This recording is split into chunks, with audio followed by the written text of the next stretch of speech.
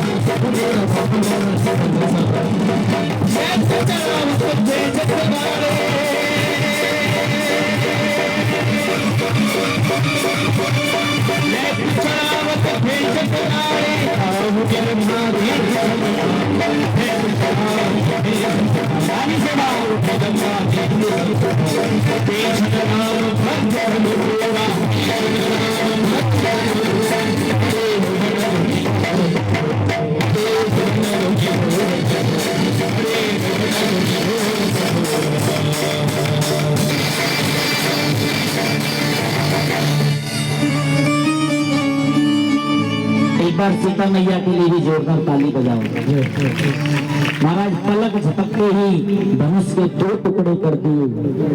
और दशरथ जी महाराज ने क्या ऐलान किया था कि जो धनुष को तोड़ेगा उसके साथ में मैं अपनी पुत्री सीता का विवाह कर दूंगा।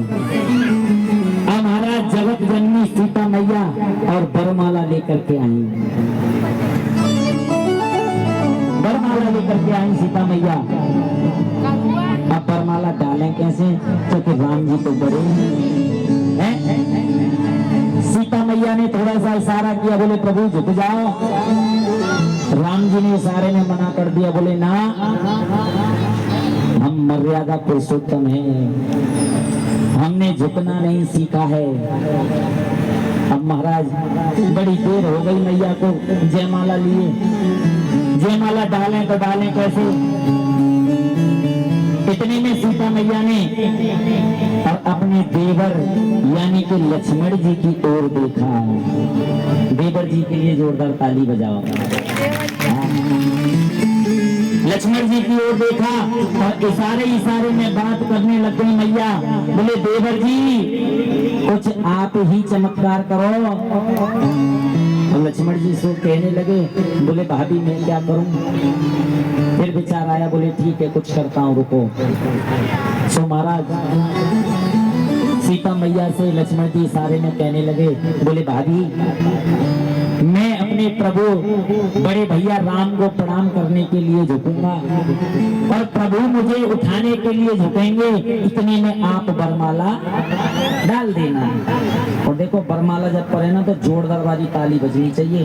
पूरे भागवत में अभी तक बजी ना हो ऐसी। ऐसा ही किया लक्ष्मण जी महाराज और सीता मैया की बातें हो गई। इतने में लक्ष्मण जी महाराज ना तुरंत राम जी के चरणों में झुके प्रणाम करने के लिए। और जैसे ही चरणों में झुके तो उठाने के लिए राम जी झुके। इतने में सीता मैया ने वरमाला रामचंद्र भगवान की, नंदने की, दशरथ नंदने की,